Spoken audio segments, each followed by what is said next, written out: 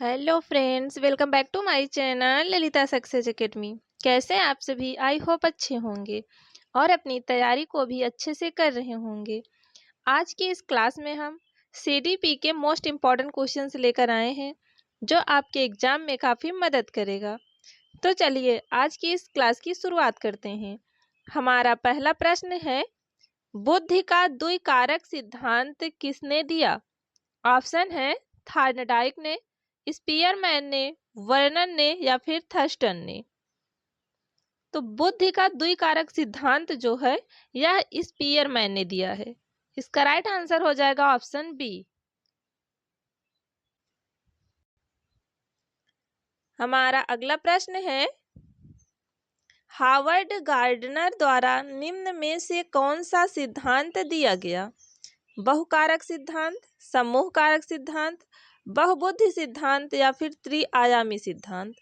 तो Harvard gardener ने जो है यह बहुबुद्धि सिद्धांत दिया था। इसका राइट आंसर हो जाएगा ऑप्शन सी। हमारा अगला प्रश्न है, बुद्धि अमूर्त विचारों के बारे में सोचने की योग्यता है। यह कथन किसका है? वुडवर्थ का, टर्मन का, स्टर्न का या फिर बिने का। तो बुद्धि अमूर्त विचारों के बारे में सोचने की योग्यता है, यह जो कथन है वह टर्मन ने दिया है।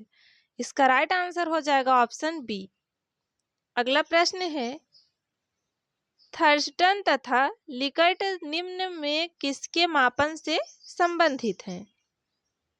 बुद्धि, अभिवृत्ति, मूल्य या फिर व्यक्तित्व।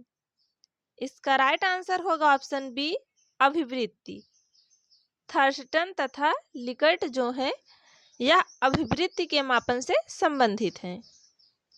अगला प्रश्न है, मैस्लो के अभिप्रेरणा सिद्धांत को कहा जाता है।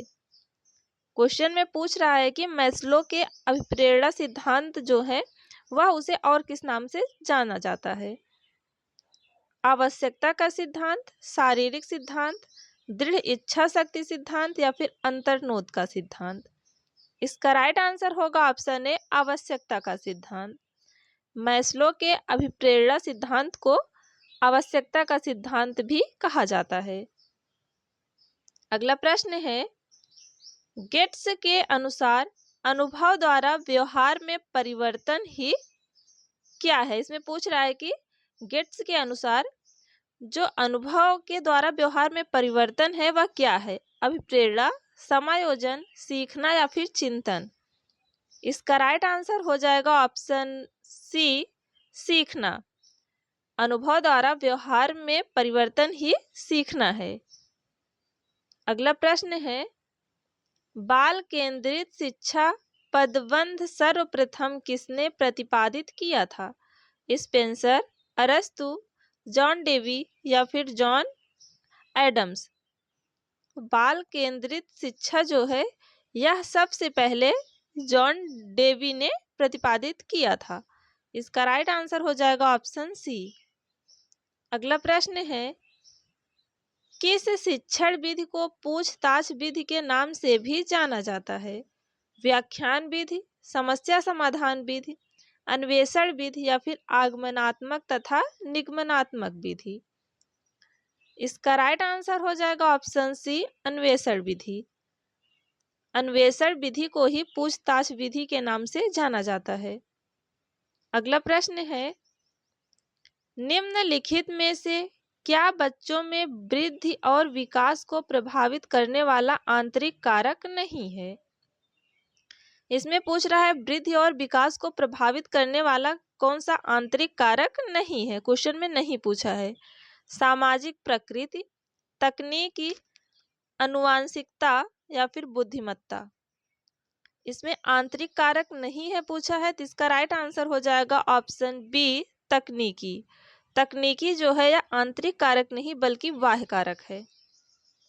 अगला प्रश्न है, निम्नलिखित में से कौन सा अधिगम को प्रभावित करने वाला शिक्षार्थी से संबंधित एक कारक नहीं है? लक्ष्य, प्रेरणा, संचार या फिर ध्यान। इसका राइट आंसर हो जाएगा ऑप्शन सी, संचार। कम्युनिकेशन जो है यह शिक्षार्थी से संबंधित नहीं है, बल्कि यह शिक्षक से संबंधित कारक है। अगला प्रश्न है, पियाजे के अनुसार मानसिक छवि या वस्तुओं और अनुभवों के प्रतीकों को संग्रहित करने की क्षमता के लिए किस शब्द का प्रयोग किया जाता है? आलोचनात्मक क्षमता, प्रतिनिधित्व क्षमता, लचीली क्षमता या फिर सीखने की क्षमता। इसका राइट आंसर होगा ऑप्शन बी, प्रतिनिधित्व क्षमता। अगला प्रश्न है, लेव वाइगोत्स्की किस देश के एक प्रसिद्ध मनोवैज्ञानिक थे? रूस, संयुक्त राज्य अमेरिका, स्विट्जरलैंड या फिर जर्मनी? तो लेव वाइगोत्स्की जो थे यह रूस के मनोवैज्ञानिक थे। इसका राइट आंसर होगा ऑप्शन ए। अगला प्रश्न है, लेव वाइगोत्स्की के संज्ञानात्मक विकास के सिद्धांत को किस नाम से जाना जाता है? संज्ञानात्मक विकास सिद्धांत, मनोयौन सिद्धांत, नैतिक विकास सिद्धांत या फिर सामाजिक सांस्कृतिक सिद्धांत? लेव वाइगोत्स्की का संबंध जो है यह सामाजिक सांस्कृतिक सिद्धांत से है। इसका राइट आंसर हो जाएगा ऑप्शन डी। अगला प्रश्न है, थार्नडाइक द्वारा अधिगम के कितने गौड़ नियम दिए गए थे? तो थार्नडाइक ने अधिगम के कुल 5 गौड़ नियम दिए थे। इसका राइट आंसर हो जाएगा ऑप्शन सी। अगला प्रश्न है, जीव विज्ञान और मनोविज्ञान में आनुवांशिकी का जनक किसे माना जाता है? Francis Galton, Charles Darwin, Gregor Mendel या फिर जेबी वाटसन? इसका राइट आंसर हो जाएगा ऑप्शन सी, ग्रेगर मेंडल। जीव विज्ञान और मनोविज्ञान में आनुवांशिकी का जनक जो है वह ग्रेगर मेंडल को कहा जाता है। तो दोस्तों, आज की इस क्लास में हमने सीडीपी के टॉप 15 क्वेश्चंस की बात की है। उम्मीद करते हैं कि आपको यह वीडियो पसंद आया होगा। यदि वीडियो पसंद आया हो तो वीडियो को लाइक करें, कमेंट करें एंड चैनल को सब्सक्राइब करना ना भूलें।